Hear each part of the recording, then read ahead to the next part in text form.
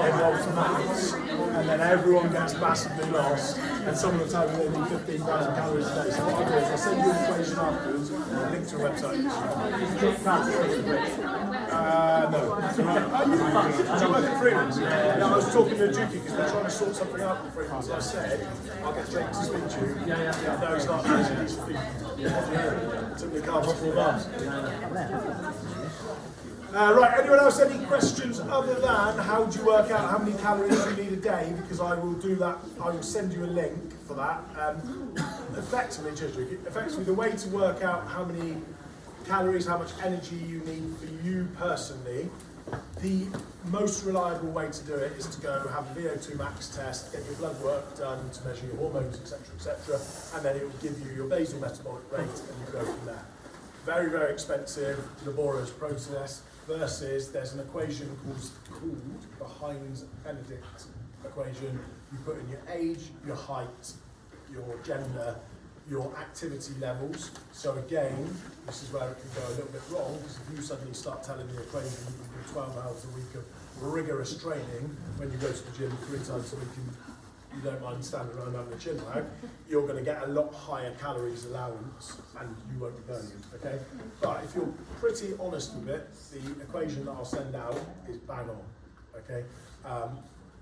Most of you will be, and this is where we laugh at things that the government boost out, but 2,000, 2,500 calories for males, 1,500 to 2,000 calories for females, probably about right, but I will send out an equation so that you can work out all of your own ones. Okay, I would do it here now, but big group maths is not what I want to be doing on a Saturday morning. It can go horribly wrong. Okay, so I'll get started. Has anyone got any other pressing questions from the first? I'm in no massive rush, so I obviously will answer as much as possible. Has anyone got any burning questions from the first section? We haven't done protein yet, that's where it will all start. But with the, talk about the hormones, the males like testosterone. Yeah. As you get to a certain age, yeah. obviously 27, yeah. You're starting looking at, there's so many ads now about for men to have extra... All because of James Smith, another Gloucester Hartley boy. Extra testosterone supplements. Yeah. Obviously, I'm leading on to creatine as well, supplements. Any supplements I'll cover on a slide at the end on supplements. Yeah. Are you asking, is it a good idea for men to get their testosterone checked? Checked, and then would that help with our feeling? We just spoke a minute ago about realising I don't eat enough carbs after gym, after training. That's why I'm always a bit tired, a bit sluggish. I'm that guy. Yeah. But then would that help them with testosterone? Would that extra 100%. boost help? Okay, so if we want to quickly go back, because it sort of falls under fats, hormones, okay? Yes, so if we're female, okay, then you are going to get huge hormone shifts through your life, okay? So HRT, for example, as you're becoming perimenopausal, if you want to take HRT, scientifically proven, it's going to make a massive, massive difference to your menopause, okay? And what that does is what is basically come around with TRT, testosterone replacement therapy, is pretty much the same thing, which is why, and laugh again, the menopause has been developed because what's happening is post-27 males are starting to lose, it's around about 2% testosterone every year, depends on the study that you read, okay? And it goes down and down and down. That's for the average person that lifts no weights, doesn't eat the right amount of protein, doesn't eat the right amount of good fat, doesn't get out and get enough exercise, enough vitamin D, doesn't have enough calcium in their diet, enough vitamin A, E, blah, blah, blah, blah, blah, okay? So, actually, before you start, this isn't females, okay, for males, before you start going and getting your bloods tested to see if you've got low testosterone, unless your training is you're lifting weights 3 times a week as a minimum, okay, your diet is all right, I'm not saying it's absolutely world class, but you're getting a really good balance on every plate of protein, fats and carbs, and you're not overweight, then until you've got all of that nailed down for at least, I would say, 3 to 4 months consistently, if you're still feeling, I get up in the morning, I feel really like lethargic, I feel sluggish all the way through the day, I've got very little libido, blah, blah, blah, then yeah, you might want to get your testosterone tested as a male. But the difference between females and HRT is a lot further down the line with the NHS. Okay, so most doctor surgeries will prescribe HRT of some description on the NHS. Okay, you will not find a doctor surgery that will prescribe TRT, so testosterone replacement therapy, on the NHS. So you will end up paying for it every month. So I personally would get your ducks in a row and sort that, and then it's another equation down the road. Okay. All right, but we can talk about supplements later. Talking about fats, one other reason why fats are really, really important is because when we're talking about, talk about carbohydrates and you've got vegetables, okay? What do vegetables contain? Fibre and, sorry? Sugar. No, think good stuff that we're told that we need, most people take them out of a pot every day. Vitamins and minerals, yeah? Okay, so that's why we should be eating a fibrous diet of vegetables, big amount of plants on every single plate, of as many different colours and variations as you can through the week, because we want to, basically our gut, not as in our gut, but as in our inner gut, okay, which is what breaks everything down. That's basically got what they call a gut garden, so the bottom of it is basically full of bacteria, okay, which breaks down all of the food. It's all good bacteria, so when you see these Yakults, all this crap advertised on the TV, what that's trying to simulate is you eating your fruits and vegetables and getting really good fibrous build in your gut. So when you eat your food, it breaks it down correctly, okay? Without eating fat, there's certain vitamins, A, D, E, K, etc., etc., etc., that are only fat soluble, which means they cannot break down without having eaten fat. Okay, so you will then just excrete those without taking anything out. The rest of vitamins are water soluble, meaning you eat them and they get broken down by water in your body, and you can process them. But the fat soluble ones, and ironically, the fat soluble vitamins and minerals are the ones that are really, really important. Things like vitamin D and stuff that you need, and calcium, etc.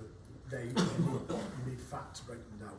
Okay, so when people go to like Slimming World and Weight Watchers and all these fads, and they just basically eliminate fats out of their diet, what they're also doing is meaning that all of the vitamins and minerals that they want to process, they can't process properly, so they become deficient in a certain area. Okay, cool. So what's the last macronutrient big one that we need to look at? Protein. Cool. Okay. Just show of hands, and we know what the right answer is going to be, unfortunately. But has anyone heard people say bad things about protein over the years? I mean, I definitely have. But has anyone else?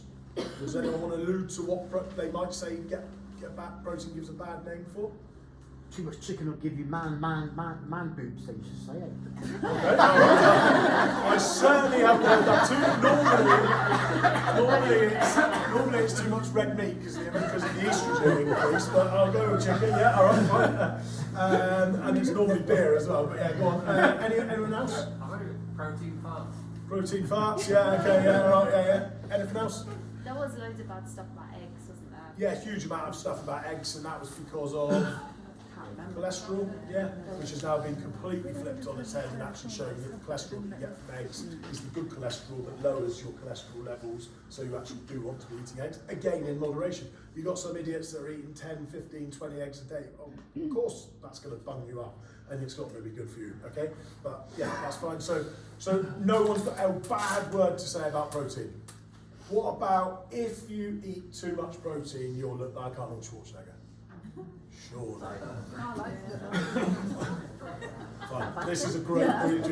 I'll come back into limit to this group game. Normally we get to carbs, we wouldn't have even got off carbohydrates yet because everyone's telling me they make them fat. And protein, then people tell me they don't want to eat too much protein because they don't want to look like a bodybuilder. Okay? The truth is the polar opposite. So let's start. What is protein for? Cool, I like that. Who said that over there? Recovery. Super. Let's start with recovery. So recovery and then repairing Muscle, brilliant, okay?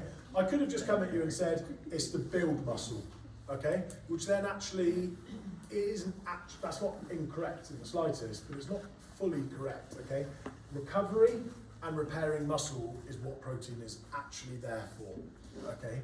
So every single time that you do a form of exercise, that doesn't have to, and this is where, again, it gets a little bit lost. Everyone thinks, I only eat protein after I've come in here and done some resistance training because I'm trying to look after my muscles. How much of your body is made up from protein? Does anyone know? A little bit of homework for you then, okay? There you go. You want something to do on a Saturday afternoon, okay? I will leave it for you to go away and have a look at, okay? Because you will not believe. Most of your body is made up from protein. Brain, hair, skin, eyes, organs, you name it, muscles obviously, all made up, okay? So if you want young, beautiful skin, okay, rather than spending 80, 100 quid a month on collagen, which does not work, okay, eat, sorry. Try eating a good quality protein, which naturally has collagen in it, okay, which then helps with your skin, your beautiful looks, etc., okay? If you want nice silk, I mean, I'm not very good at having protein. 500 wrinkles and no hair, so it doesn't really work. But anyway, if you like really youthful skin, nice gold, long, blonde hair, okay, etc., protein is really, really important. Nice nails, okay, eye, vision, all of these things, they all come under protein, okay? You might just be thinking, I don't really care about any of that, I just want the gains in the gym, okay? So I want to recover from my gym sessions, I want to grow some muscle, fantastic. Again, protein's for you, okay? I'm not a sales rep for protein, okay? But I'm a sales rep for protein, all right? Eat your protein, okay? It is the most essential macronutrient to start your plate off with, okay? I am not saying fill your plate up with only protein, no fat, no carbs, and you'll be flying, because then you'll get all blocked up from the protein, okay? You won't be able to process it. Remember, fats allow you to break everything down, okay? So without the fats and without the vitamins and minerals that come from vegetables, you can't break down protein. So let's get a tiny bit geeky. What is protein made up of? Anyone? Amino acids, okay? So it's a long chain of amino acids, okay? We won't get too sciencey on a Saturday, okay? But basically, imagine that protein's made up of a long chain of something. They're called amino acids, okay? If you break those down and rebuild them, the protein can break down and you can rebuild your muscles, okay? Without breaking that process down, the protein basically becomes really expensive wee and poo, and it goes back out, okay? So, without good fibre sources, without your fruits and vegetables, okay, you can't actually break the protein down, which blows away the myth of some of these diets, like a carnivore diet where all you eat is meat, because actually, how are you supposed to break it down and get the branched chain amino acids out of it, all right? You then have the supplement on the side. So what I'm saying is the balanced diet's really important, but start your plate off with a form of protein. Who starts their day off with porridge, cereals, toast, bagels, yogurt, crumpets? Here's a classic, a bowl of fat-free yogurt with some seeds, some berries, some nuts, some honey. Yeah, does that ring a bell to a few of you? If you come into the gym 20 minutes later to train with Juki, bang on, love it. Carbs right up, in, smash it to the pieces, get out, get your protein down you, okay? Do you still need protein before training? 100%, so maybe change your fat-free yogurt to a full-fat yogurt or whatever you want, okay? But those sorts of breakfasts, if you're not training, so I just use my mum and dad every time, mid-80s, their breakfast every morning, 2 slices of toast, jam on it. Doesn't matter how many times I've tried telling them, no point. And they also put the cream first and then the jam on top as well, do you keep that right? Doesn't matter how many times I try telling them that they're basically going to get a massive insulin spike and then come back down, and they literally say to me, oh, I feel so tired, and then they have 3 cups of tea, and that gets them through, blah, blah, blah. It's like, you know, they won't be told. The reason why they're getting that drop, okay, the reason why you guys are getting that drop if you're not having your protein in the morning is because you're having fast-acting carbohydrates. Even if you have porridge, you know, the dreamy porridge, which it gives you energy all day from that amazing ad that they put out in the 60s or 70s, whoever it was, Quaker or whatever, okay? It gives you energy. It might be slightly slower releasing than pure sugar, but it's still just going to be energy up and down, okay? The most important part of your breakfast needs to be made up from protein. What time? Who eats any later than 8 o'clock at night? Okay, who eats any later than 10 o'clock at night? Okay, couple, is that work related or something? Or you just choose to eat at 10 o'clock at night? No worries. Okay, there's nothing wrong with that, but most people probably eat before 8, 9 o'clock at night. Maybe if you're coming back from the gym a little bit later. What time is your next meal the next day? Past 7 o'clock in the morning? Yep. Yeah, how many hours is that? 10 till 7 in the morning, how many hours? A lot. 9 hours, okay? Is that a fast? Yeah, there we go. You're all intermittent fasters. It's another Daily Mail phenomenon. Tick off. You all fast. Okay, well done. Okay, so your body, when it's sleeping, what's the point of, without ruining my last slide, what's the point of sleep? What are we supposed to do? Recover. There's a lot coming out. You love that word, don't you? Okay? We're recovering, aren't we? Okay. So our body's recovering. When it's recovering, then what is it actually doing when it's recovering? Repairing. Bang on. Okay. So that could be your brain repairing from a hard day. Okay. It could be your muscles repairing from a hard session in here. It could be your skin regenerating. It could be absolutely anything. But your body is recovering. It's repairing. Okay. So you've got 9 hours where your body's been working hard overnight to recover. You get up in the morning, and the thing that allows and aids recovery the most is protein, and you don't give it to it till lunchtime because you have a massive bowl of carbs in the morning and fat. Okay. So, not a phrase of fat coming up. I'll send you the literature later. As a percentage of the amount of protein that you're meant to eat in a day, how much of it do we want to receive in our breakfast? Someone hazard a guess. So out of 100%, how much do we want to try and get down in our breakfast? 60, 50. 40. Yeah, around about 40% of our protein.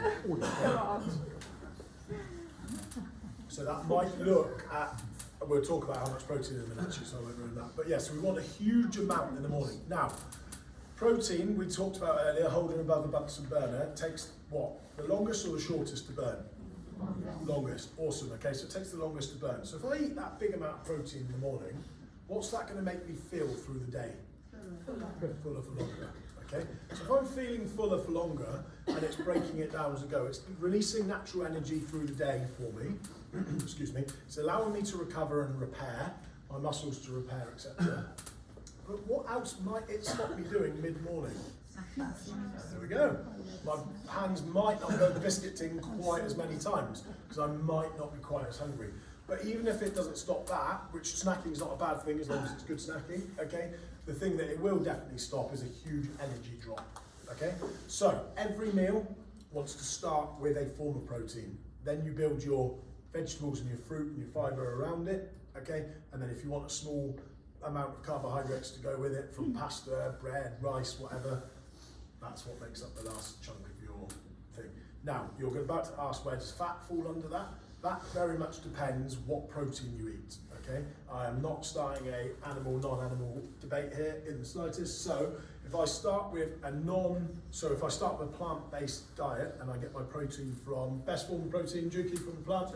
Tofu, okay? What's the fat content of tofu? Low, okay? So if I'm starting my plate off with some tofu, and then what would you put, what goes with tofu, Juki? What's like your favourite thing to go with tofu? Sweet potato. Sweet potato. Okay, what's sweet potato? Carb. Awesome. Okay, so tofu, sweet potato, then Juki, because he's a model athlete, is then going to have some nice broccoli, some cauliflower, courgette, peppers, a huge, beautiful array of different coloured vegetables. What's he missing? Fat. Okay, so where'd you get your fat from, Juki? Avocado. Awesome. Okay. Can we just give him a round of applause? And I didn't even tee him up for it. Okay? I didn't even tee him up for it. Okay, so there's a plant-based diet. I come up the other end and I get out.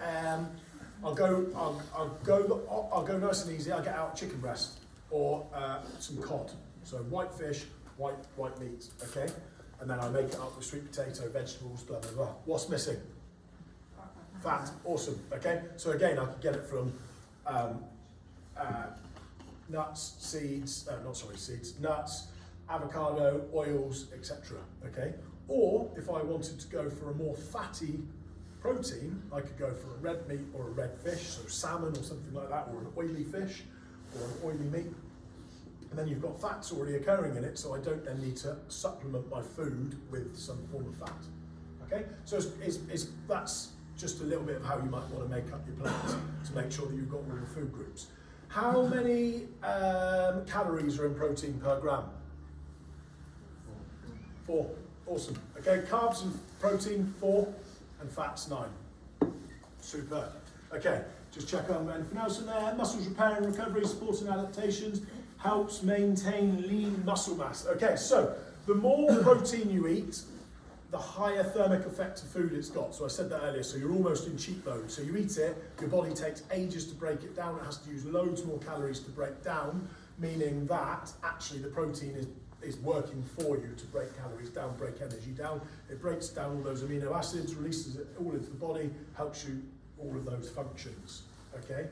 Then the more lean muscle mass that you put on, what does that require to keep alive? More calories. More calories, more energy, okay? More protein. So then you're eating more protein, you'll get more calories allowance in your daily allowance because you're made up of leaner muscle mass. And if you just sat there not fueling that leaner muscle mass, it will go away, okay? So then all of a sudden you're starting to turn yourself into one of those annoying people that sit there and look in really good shape and you go, all you ever do is seem to eat and you never seem to, and you say really in really good shape because they've sorted themselves out, they've started to get themselves to have that leaner muscle mass because they're eating more protein, they're eating more calories, they're recovering properly, okay? Any questions on protein? Yes? What about like whey protein supplements, like, is that good? Can I do supplements at the end? Okay, yeah, sorry. All I'll say, here you go. I'll do supplements at the end. All I'll say on supplements is the word is there in the name, okay? Or the meaning's in the name, supplement. Sort your diet out first and then supplement.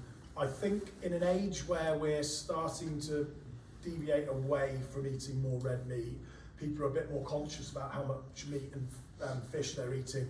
It's far more expensive to eat, so it's really hard to eat the amount of protein that we're supposed to from it. Then you're naturally going to have to supplement from a protein shake. Absolutely nothing wrong with it. All I would say is speak to Juki and get a decent supplement. Don't go Holland and Barrett and buy the cheap stuff because I know it's cheap and we're in a cost of living crisis, etc. But you're then basically buying a tub of sugar, and that's the one that then whoever said farty protein, that's you're basically writing your gut off more than you're actually getting any benefit from it. Okay. What else? Yes. Can I just ask a quick question? Of course. Breakfast, so we're supposed to have 40% of our protein for breakfast. Try for, yeah. Other than eggs and full fat yogurt, Yeah. what would you put in your breakfast? Uh, if you're, like just short on time. Yeah, so hard to think my of. favourite for being short on time is make up some form of like overnight oat thing. So I will get, and again, all of this, I know I've said, there's you're going to have a long email from me, but I will put a little, I'll put a little recipe in there, but just some oats, some nuts. I would then put yogurt in it. I would then top that up with a protein powder. Okay. Don't do all that first, put the protein powder on top of the yogurt first, mix it, nuts, seeds, berries, blah, blah, blah, whack it in the fridge the night before, and then it's on the go. That will give you about 35, 40 grams of protein, which for most of you is absolutely bang on, okay? All of this though, make sure that you measure a little bit. I'm not saying you have to count every single nut out, but trust me, week 1 you'll be quite diligent. By the end of week 4 you'll be free pouring cashew nuts in. And you've then got yourself literally 1,000 calorie breakfast with considerable ease. Remember, nuts, yogurt, things like that are big on fats, 9 calories per gram. Okay, so it's just about being a bit diligent with that sort of thing. Okay, but that would be a really good one. I eat as much as possible. I eat eggs every single day, but yeah, I'm sure Juki's got some ideas as well around what you can do with like more of a plant-based one, or make yourself up a shake. Sometimes if you're in a rush, nothing wrong with having a shake. Just make sure it's got some nutrient-dense stuff in there as well. All right. Anyone want the protein? That's the one that I wanted someone to ask. Bang on. Okay. How much protein should we eat a day? Anyone want to tell me? They'll Is it put 1 loads. gram per pound of weight? 1 gram per pound of weight is, I think that is actually the government guideline currently. Okay. My personal recommendation, I do it in kilos, not pounds, is 1.5 grams of protein per kilo of body weight. Okay. So I am 100 kilos, so I need how many a day? 150 grams of protein a day. Okay. So take your body weight, 1.5 per kilo. Okay. So as a minimum, absolute minimum, 1 gram of protein per 1 kilo. So if you're a 60 kilo person, 60 grams a day. Okay. That is your bare minimum for you to be functioning. Now, what I would say, and we'll talk about this in a minute, but I would be writing a food diary, a food journal, tracking your food somehow for the next 6 weeks until we meet up again. You can do it as strictly as using MyFitnessPal, which, has anyone ever used MyFitnessPal before? Yeah, it's a lot better these days. You can scan the food with a picture and then it tells you what's in it, but obviously you can hide all the stuff you don't want it to see at the bottom of the picture, so it's not that great, okay? Or you can type it in. That's one of the better, more accurate ways, or you can just simply write a food diary for yourself and you can email it to us and I can have a look and stuff. But by writing it down, it will allow you to see the days that you do really well and the days where you literally just hit your bare minimum of protein, and some days you are nowhere near it, absolutely nowhere near it. And that's just sometimes the factor of life. You won't do it every day, but it's trying to make it more consistent, okay? And the biggest one is making sure that you have it for breakfast, because if you've already chunked off a big percentage of that, one, all the benefits it's going to give you through the rest of the day, but also you're not paying catch up in your evening meal. Okay, cool. Right, so if we've got macronutrients, we've got micronutrients. So what's a micronutrient? Vitamins, minerals, and it's kind of covered it. I said it's all in vegetables. Fibre, awesome. So vitamins are, I'm just going to not fire through this, but vitamins are for what? Your favourite word? Recovery, get on, there we go. Okay, helps support growth and development, and basically tries to help us keep free radicals and illness away from our body. Okay, minerals are more about what we're putting into our blood supply and what we're putting into our bone supply. So what mineral does our bone need? Awesome. Okay, what vitamin does our skin need? Even though we're told we need to be very careful, correct? But what? Vitamin D. Okay, so at this time of the year, we're all going to be vitamin D deficient. Okay, without a doubt. I live by a beach, I'd still be vitamin D deficient because there's not direct sun every single day. Okay, so we then need to think, right, what plant source can we get loads of vitamin D from, Juki? Sorry, mate. What? I saw it there, that is. I'm not catching. Talking about the beach, and I was like, Yeah, but Devon beaches are a lot better. Vitamin D. Oh. yeah, well, no. What vegetables to get it from? Kale, yeah, lovely. Dark Sorry, green, mate. that's all right, mate, that's fine. Dark green leafy Well, vegetables, okay, is where we can get our vitamin D from. So when we talk about supplements later, yes, 100% you can go buy a pot of vitamin D off the internet and a couple of drops underneath the tongue, like 700 IUs a day, easy. But you could also eat a really well balanced diet and be in a really good place. So one thing that I would like all of you to do between, what is it, Saturday, isn't it? Saturday to Saturday, when you write your food diaries down, however you do it, is I want you to put an asterisk next to any fruit or vegetable, okay? Under that can fall nuts and seeds, okay? So nuts, seeds, fruit, vegetables, okay? How many varieties should we be looking to eat every week? What's our current school of thought in the literature? Does anyone know? 30, bang on. Absolutely spot on.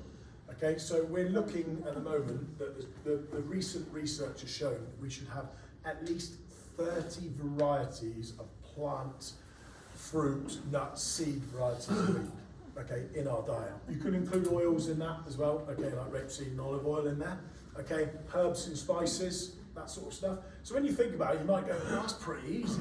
When you get to 16, 18, 20, you're starting to think, I don't know what other ones are available. Like if I said to you now, name 30 off the top of your head, not that you've eaten, just for varieties, it becomes a bit challenging. But in doing that, in having 30 varieties of this in our diet, that is where we want to be getting to cover our micronutrients, so vitamins, minerals and fibre. Okay, so that would be, along with your protein, that would be a huge takeaway that I would get you to all aim to try and achieve, is that. Okay, does anyone categorically know that they achieve that a week? No. A variety of different ones. Okay, cool. It's not me having a dig at anyone. It's something new that I started last year off the back of some research, and I try for every week. I definitely don't achieve it every week, but you will know the weeks when you are getting close to it, because you feel like you've got more energy. You feel like your gut and your bowel movement is far better. Okay, so, and in terms of then your recovery from the gym, what you're eating, your protein, your carbs, etc., because you're eating such a variety of micronutrients, and the idea is that you're trying to pull all of those vitamins and minerals and fibres out of them, your training performance should be better, because your recovery is going to be better. That's what it's all about. Why do we train? To get stronger, fitter, bigger. Does that happen in the gym? No. It happens when you're sleeping. Okay, which will lead us on to our next bit. Okay, cool. Any questions on micronutrients? So, pre-training and post-training. This is where I want to conclude it. Okay, and then we'll do a big Q&A. Okay, so pre-training, we've already alluded to the fact that we need carbohydrates. Okay, so we've got two types of trainers. We've got probably your early morning trainers. So put your hands up if you're an early morning trainer. Cool, and that is 6, isn't it? 6 or 7? Yes. 6, 7, cool. All right, and then you've got your afternoon, evening trainers, which is 6 p.m. Something like that. Who's in that category? Okay, evening trainers is slightly easier because, in some respects, because you've got all day to fuel. However, you've also got all day to get tired and lethargic and think, I really don't want to go to the gym tonight. I could think of a lot more that I would rather do. There's a lot better things on Netflix at the moment that I'd rather do than go to the gym, okay?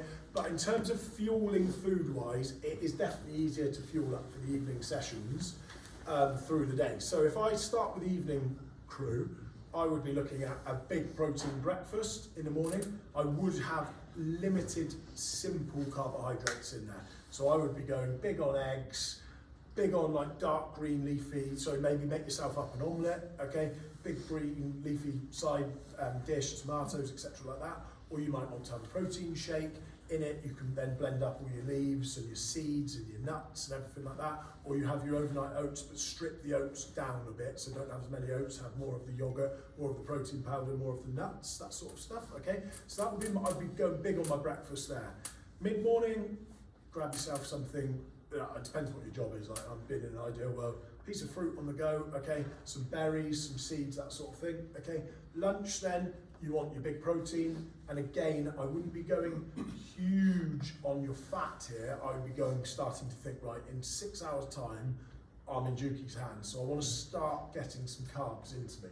So that's where you might want to have like chicken, rice, and a load of vegetables. Chicken, pasta, a load of vegetables. If you're on the go, you're on a building site, you're in a van, obviously you would pull the van over and park it before you eat it.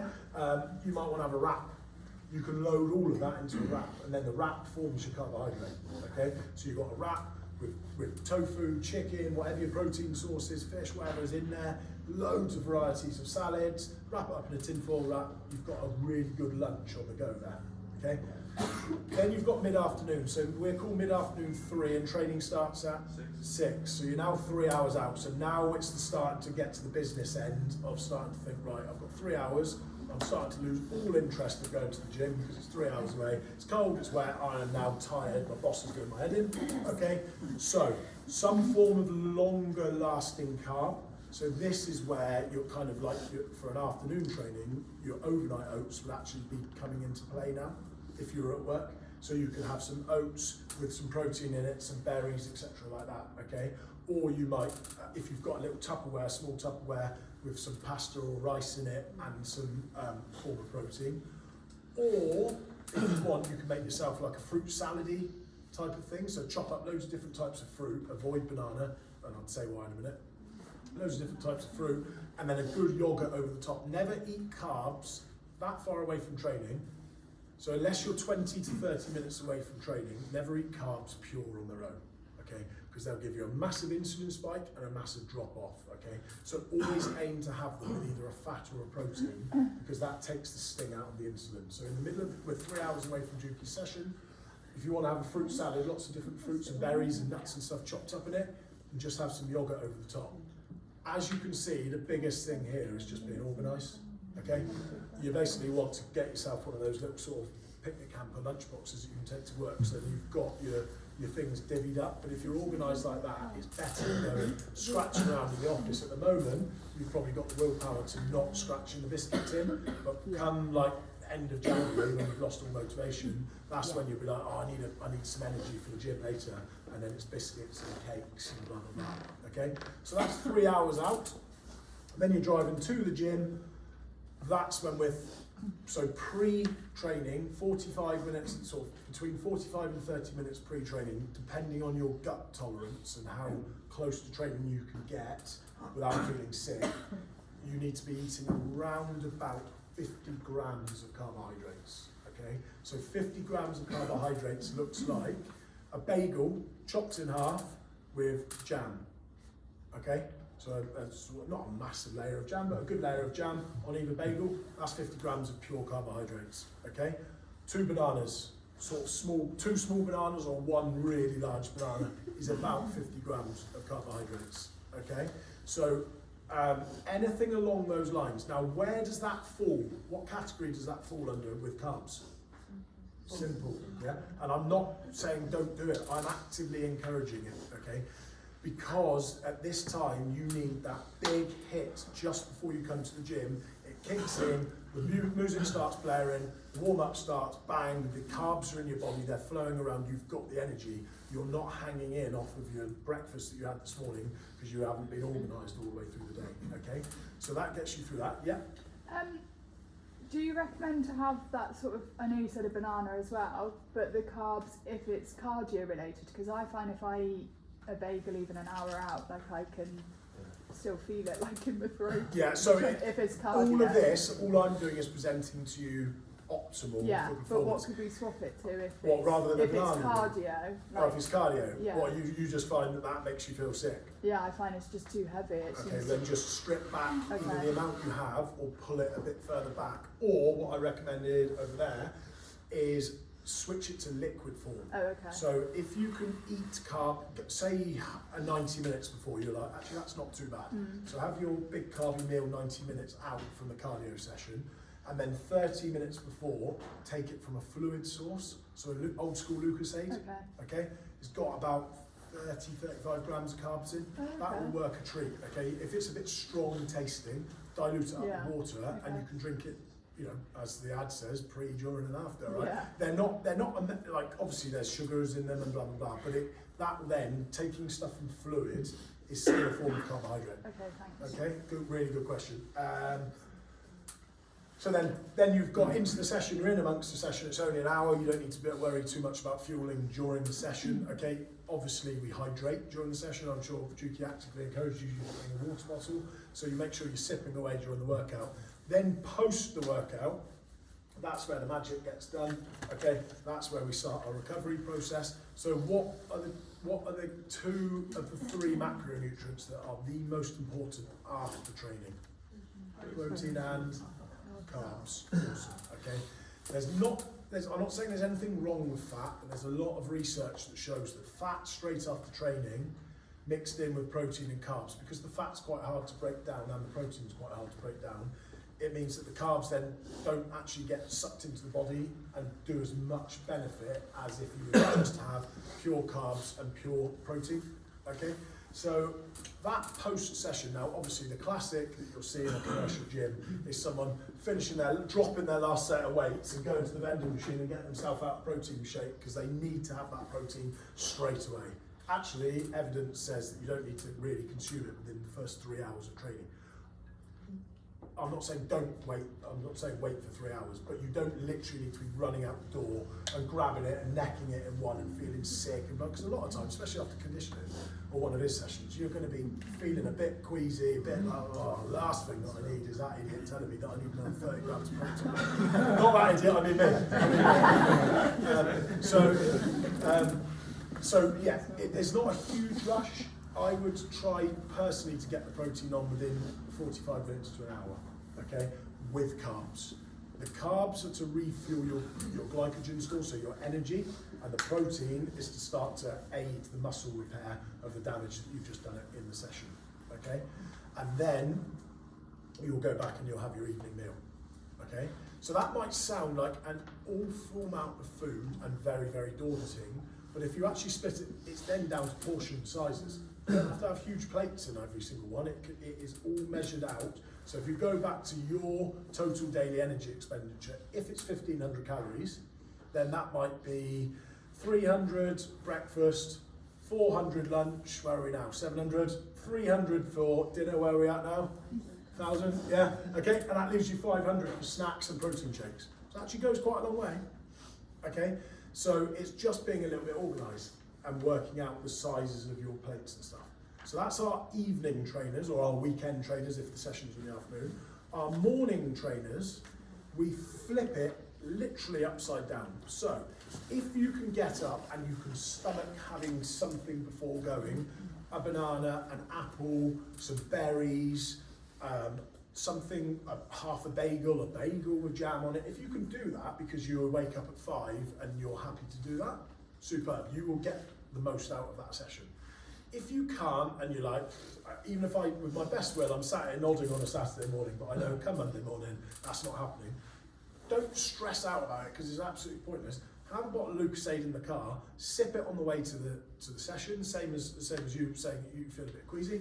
Sip it on the way here, okay, and then drink it during the session. So at least you're getting some carbohydrates in. But the key for you is loading up the night before, okay? So that's not having a banquet the night before, but it's making sure that you've got adequate protein and carbohydrates the night before in your diet. So yes, you're definitely going to have your fibre, carbs, you have a plate of vegetables and you can have your protein, but you want to have a good amount of rice or pasta or some bread or something that's really carby on that plate. Not a mound, but just a good amount. So I'd say a good fist size of carbs the night before, because that then puts the glycogen into your body, and then the following morning all you're doing is topping it up with some fluid of carbohydrates on the way to the gym. Does that sound like it would work for the morning workers? Like I said, if you are able to get up, slice a bagel in half, put some jam on top, toast it for a minute, put some jam on top of it, put it in a tinfoil thing and eat it on the way here, you're winning, okay? If that's not for you, load up the night before and then fuel up with drinks, okay? Cool. And then if you're the morning trainer, through the rest of the day, you're then doing what the night trainers are doing, but in reverse. So I come out of the gym at 7, get home, everyone's routines might be different. Some people might go whiz home, shower up, go straight to work, and you're in a constant rush. So that is when you've made your overnight oats the night before, and it's literally a case of opening up the fridge, grabbing them, and then you eat them at the desk when you get to work. Or if you're a driver or you're driving somewhere significant and then you've made up a shake and you just grab it out of the fridge and then it's got your protein in there, it's got some carbs, it's got some fats, and you drink it on the way. It's about being organised. So then the mid-morning for you, you'll probably get a bit, to morning trainers find that mid-morning you get a bit of a mid-morning sort of like, oh, I feel a bit hungry now. Yeah.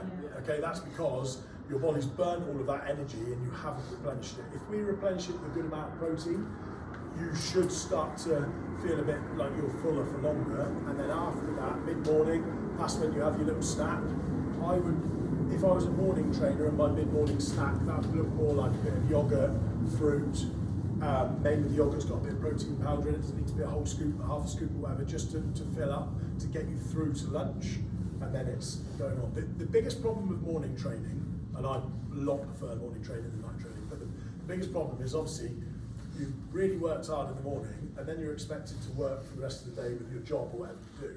So you actually are going to feel hungry quite a lot through the day. So it's being organised and making sure that your meals have a good quality amount of protein in each one to make you feel fuller for longer. And you're not scared of having a bit of carbs to help give you some energy.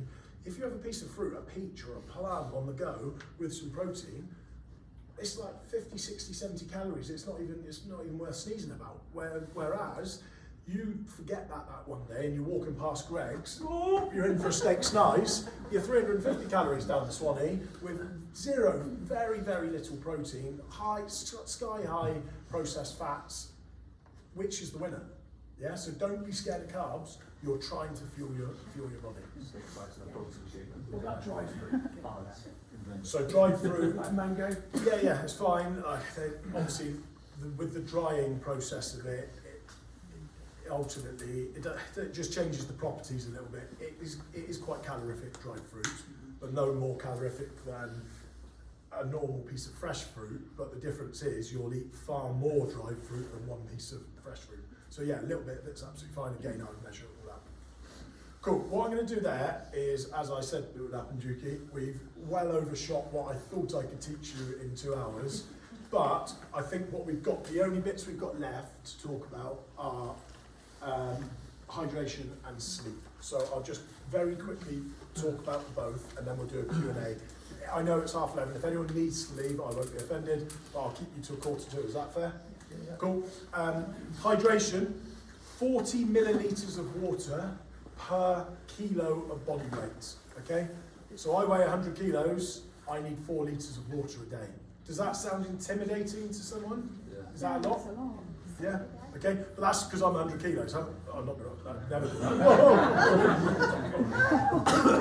I was about to get behind this screen then. I never asked a female anyway, sorry. Someone, how much do you weigh, sir? 90. Okay, so times that by 4. 360. Yes. Okay, no, I'm on fire with this one. Okay, 3.6 litres of water a day. Is that, where are you? Is that normal or is that out? I don't measure in litres when I was measuring glasses, so I probably have about 4 or 5 pints. Okay, yeah, so that's about right. Probably, yeah, so that's what Still we're doing. pints. Yeah. Okay, so stick your hand up if you think that sounds like an astronomical amount of fluids to be drinking in a day. Okay, cool.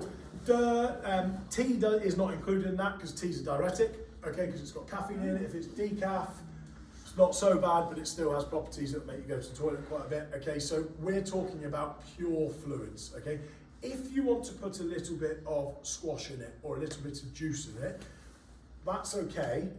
It is obviously sugar that you're putting in there. Even if you buy the no sugar one, you've got various different things in there. It's not the end of the world.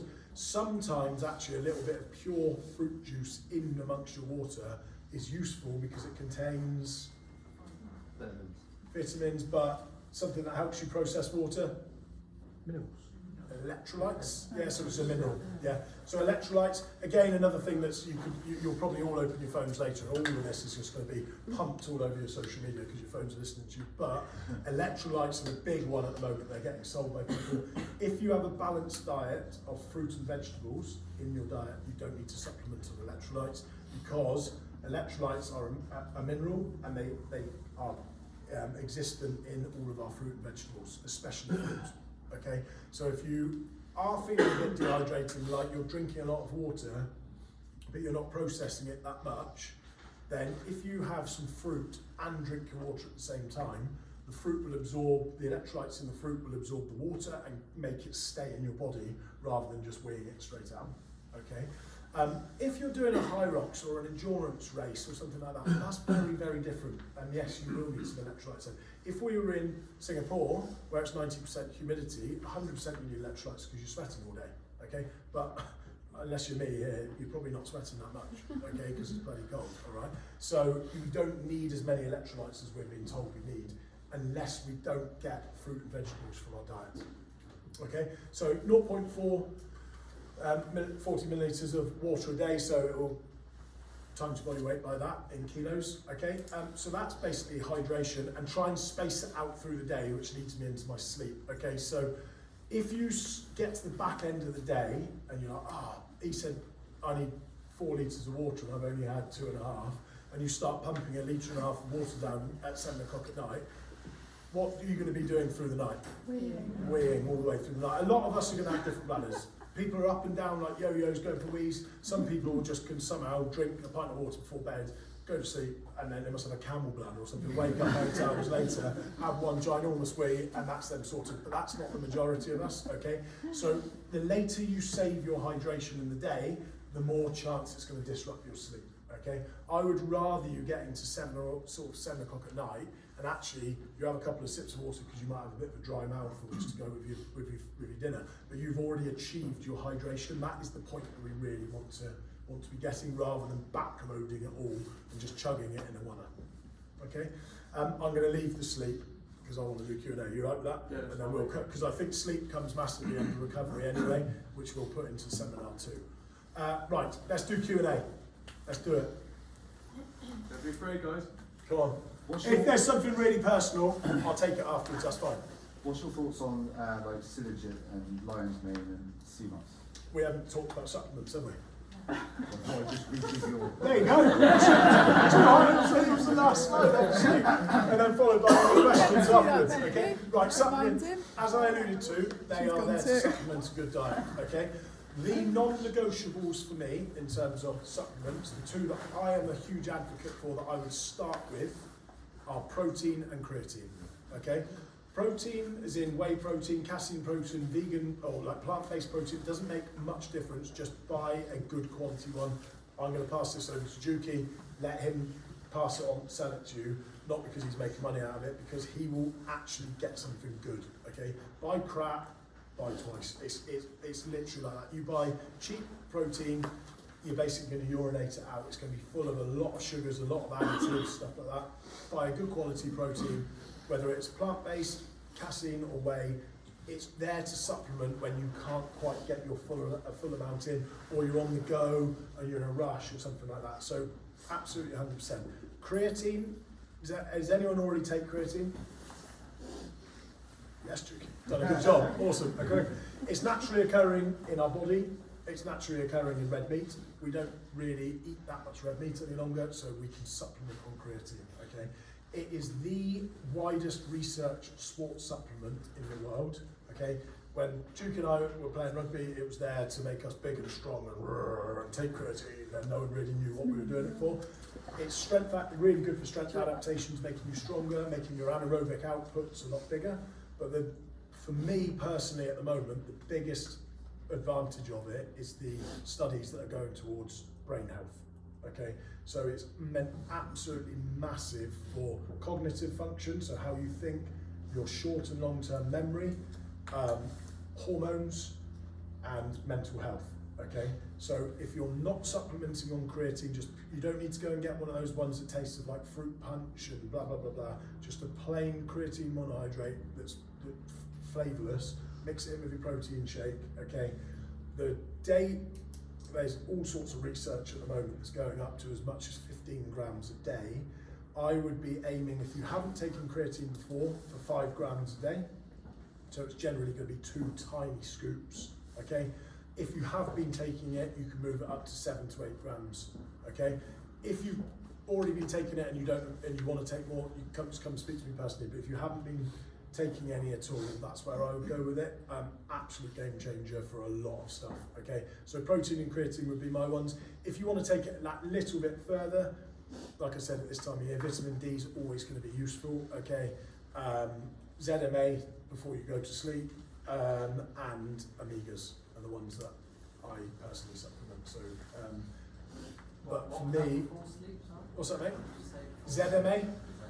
I'll let Juki, I'll put this, I don't want to spend ages on it, but for me, Magnesium. yeah, for me it's, again, if you get good balance from your plants and fruit and vegetables, you shouldn't really need it, because you should already have really good levels of these vitamins and minerals. But depending on the plant quality you're eating, the meat quality that you're eating depends on how good those really are in your body. But for me, yeah, non-negotiables, protein and creatine, get them in. That's not hit and miss, that's every day, okay? So you just make it part of your routine, whether you put it in your overnight oats, or you put it in your breakfast shake, after training shake, whatever it is. Next seminar, we can get more, if you've shown, I'm not asking you to prove to me that you can do it, but if you come and sit down and go, yeah, we've smashed it for 6 weeks, tell me, when is it better to take creatine? When is it better to take my protein? When is it better to, that's what we can cover off in the next session. But I think the main important thing with the supplement side of things especially is to actually continually do it for 6 weeks, not miss 3 days and then start putting your creatine back in your drink, see what it does for you. Yeah. So I take Sorry, Lion. That Yeah. didn't. I've done a politician, haven't I? It's pretty good. So that's not my field. I am not a dietitian in terms of that. It's like mushrooms stuff that's meant to be good for cognitive health. I don't know enough about it. I know a lot of people take it. I don't know enough about it to comment on it. So I don't want to lie to you. All right. Yeah. with the creatine supplements, so I take it twice a day. Yeah. Once in the morning, like oxy greens, and then after training with my protein shake. Yeah. Great. Like I said, listen to the podcast about the creatine and how good it is. Yeah, advocate for it. Very, very good. Yeah. So I'm interested coming next time to see what. In essence, splitting it out over the day Yeah. is okay. You'd be better off splitting it around your training.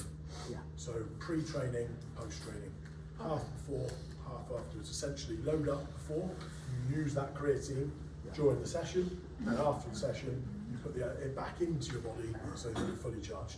Okay. But for people that haven't been taking it, especially if you have a bit of a delicate gut, and so if you're someone that can't eat or consume food pre a session, I reckon creatine will probably be the one that tips you slightly over the edge. So I'd keep it away for the moment and then build it in. Not everyone, it kills No, people, I have to so, do it after, yeah. not before. Cool. Any other questions other than creatine and protein? Yes. Mine's about protein powder. That's fine. No worries. No. It's always the longest thing. For those of us that are already taking protein powder for shakes, Yeah. is there an obvious way that how we can check if we're actually taking a decent one? You can either just.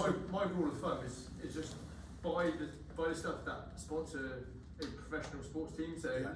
look at for example, look at Gloucester. I think they're sponsored by Nutrition X or Cymex or Yeah. like they're a high quality protein company. So I would say don't go on Amazon and buy some brand that you've never really heard of. If they sponsor a sports team, Yeah, you that can't go means- wrong because the whole all of those lads in Yes. that team will be taking that Yeah. that product. The and, other thing is it's been on a production line that's been tested. It hasn't had other stuff on there. Not you might not be getting drug tested for anabolic steroids, but you also don't want something that's been flushed down there before. You want. But yeah, that's a really good rule of thumb. There's a supplement company called Bulk, B-U-L-K. They're the most unprocessed ones that you can buy. But what Juki sells here, absolutely spot on as well. Okay. Other questions? What age can you start taking creatine? Can I come back to you? Yeah. Because off the top of my head, I don't know what they're currently researching. I've started taking it at 13. Juki? about 16. Yeah, so I know that there's, as far as I'm aware, there's no A bit later. like issues with it, but I don't want to answer it without doing my research. So get my email, drop me an email, and I'll reply. Okay? Thanks. No worries. Is frozen veg as good for you as fresh veg? Arguably better because as long as it's frozen straight at source, it hasn't sat on the shelf for absolutely ages with the vitamins and minerals disappearing. Nothing wrong with frozen veg. Actually fantastic to have in your freezer, especially because you can buy like frozen balls of spinach and kale and stuff like that. You can just launch those in your blender with your protein shake and your berries. You won't taste the spinach, I promise you, and all of a sudden you've then got loads of vitamin minerals and it's nice and cool, which in this weather's not great, but it makes it a bit nicer. Yeah. So I was going to ask, was it about the age? Yeah. Yeah. What, as in young for creatine Yeah. or age high? High? So, I'm old. I'm I haven't had enough. Give me another slot. Give me my tongue. Yeah, no. So in terms of the youngest age for this sort of stuff, one thing I would say in terms of age, so if you have got kids or you're going back to whatever supplementation, I wouldn't touch supplements until I have my kids' diet sorted.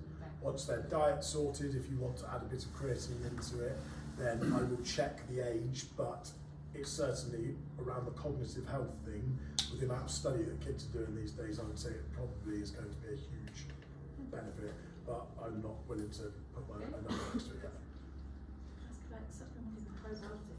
Yep, okay, so pro and prebiotics, okay, really, really good question.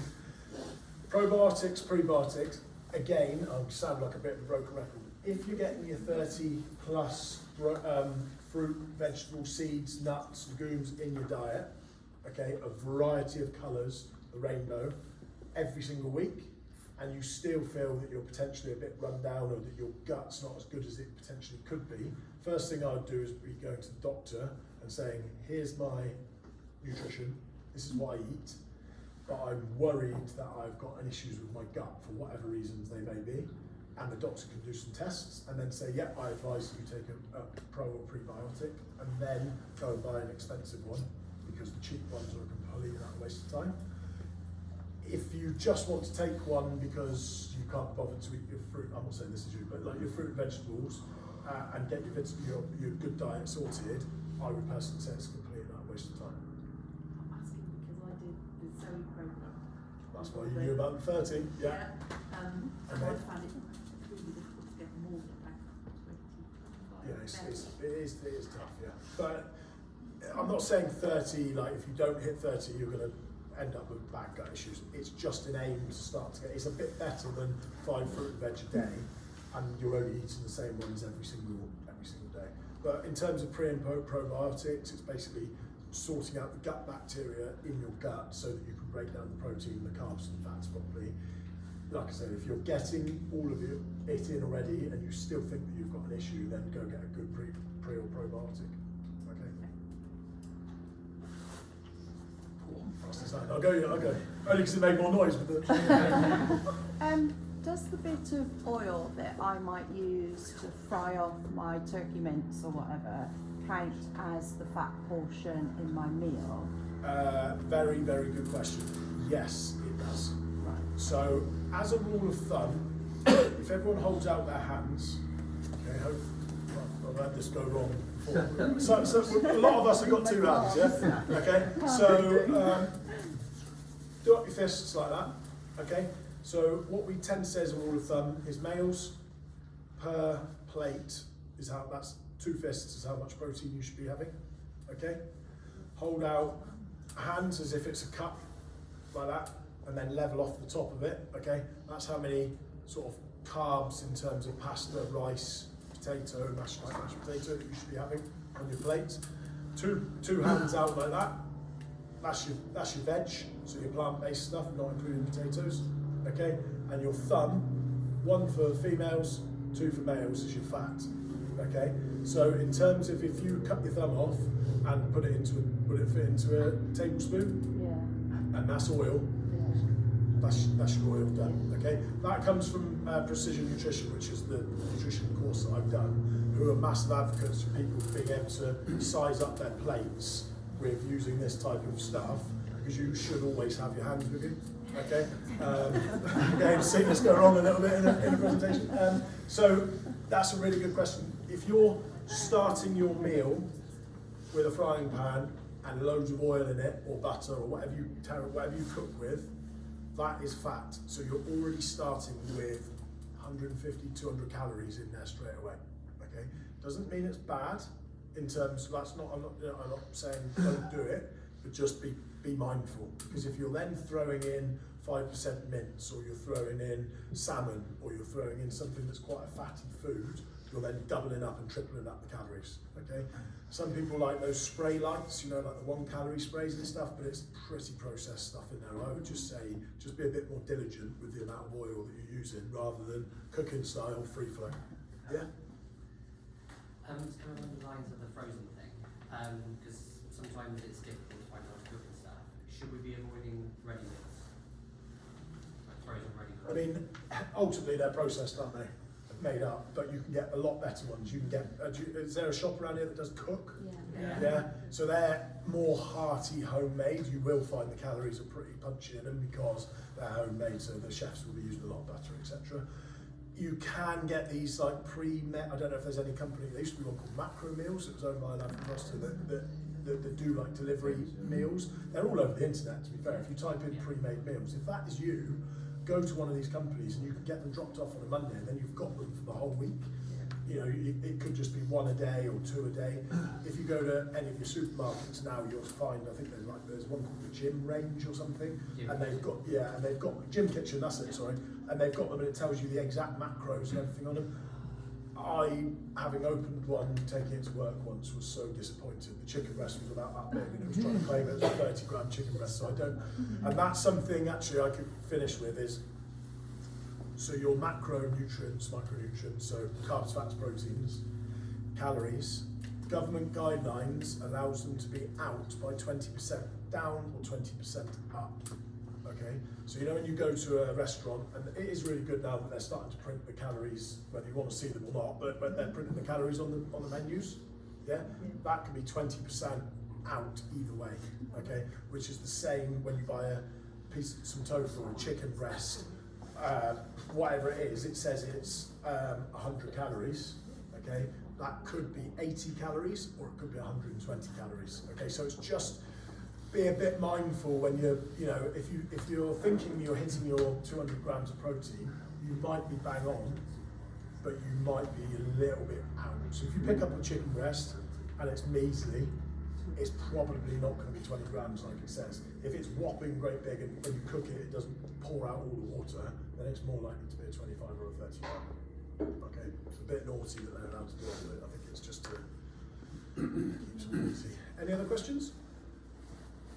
Just a quick one. I got a little bit lost. So morning training. Yeah. What's a good snack for mid-morning or mid-afternoon? Mid-morning, after morning training, that's where I would have some form of like yogurty. Either grab a protein shake or a yogurt with, it depends on your job, but a yogurt, some nuts, some seeds, a bit of protein powder in there or something. If you're at home because you just happen to be, that's when you work from home, then you could have like a Ryvita with some tuna on it, or a couple of scrambled eggs on toast or something, or tofu, something like that. It all depends on your work-life balance. In the afternoon, like And in the afternoon, it's similar. Similar, cool, Yeah. that's fine, yeah. And then, sorry. Just going back to like the testosterone thing. Yeah. Obviously, you said like getting your diet order. Are there any supplements that can help like boost your testosterone? There's a couple. You probably find a few people in Gloucester sell them as well on the corners. Stay clear of those ones. No, in terms of supplements, no. If you really want to increase your testosterone and lifting weights, massive. Sleep hygiene, so 8 to 10 hours of sleep per night, unbroken. Staying off of your phone a lot so you're not getting the blue light activity. Red meat. Cut down your alcohol consumption to almost zero because alcohol is estrogen based, so it's the opposite hormone of what we need. That sort of stuff. Yeah, but we can chat afterwards if that's the thing.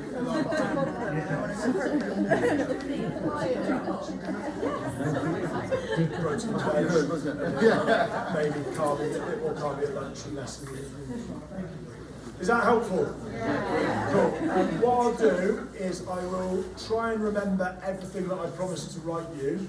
I'll write up, it's not happening today, I'll do it tomorrow or latest on Monday morning. I'll write up a bit of a snapshot of this session, send it over to Juki, he can email it to you. I'll put my email on the bottom and I'll put my number. You can WhatsApp it, it doesn't make any difference, or email me, that makes no difference, I'll reply when I can. Ask me anything you want. I'll be back in 6 weeks' time. I am open to take on any clients, so if I do one-to-one nutrition with people, so if you have a need where you think, actually, I'd like someone to look after me for a month or 2 months, I'll do that. If not, hopefully, everything that you need to know, hopefully should set you up in a good stead in 6 weeks. The Juki's here. If you get lost, ask him. If he doesn't know, he's only going to ring me and ask me. All right? Thanks very much for your time.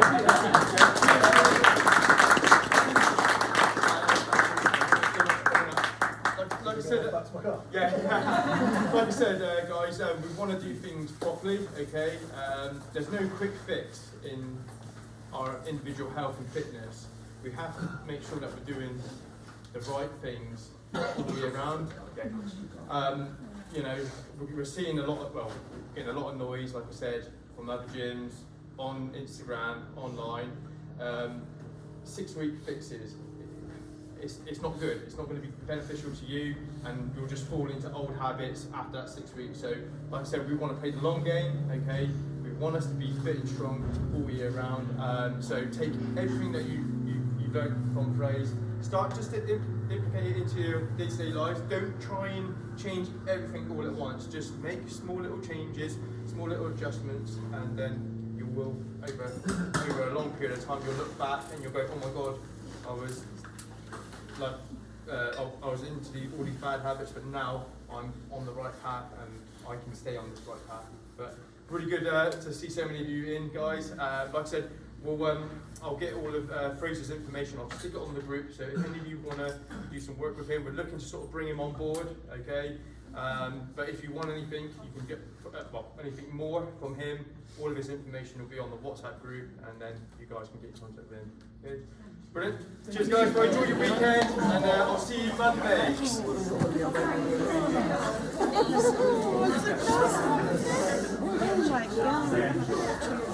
it's really informative. Yeah.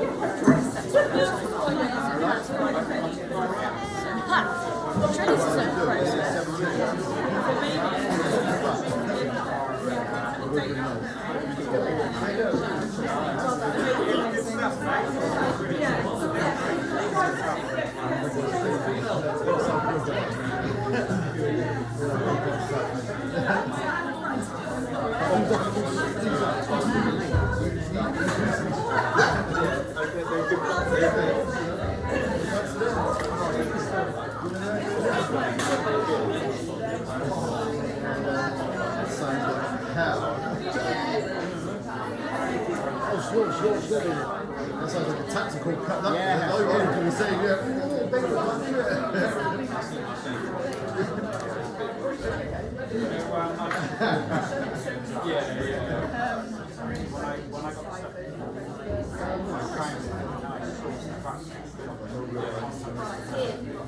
We've got a fancy dress like at home.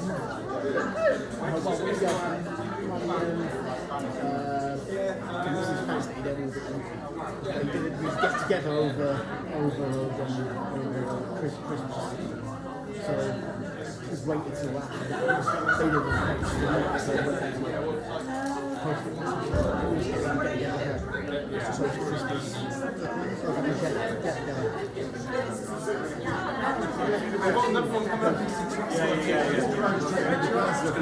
That's important. Talking to people very long time.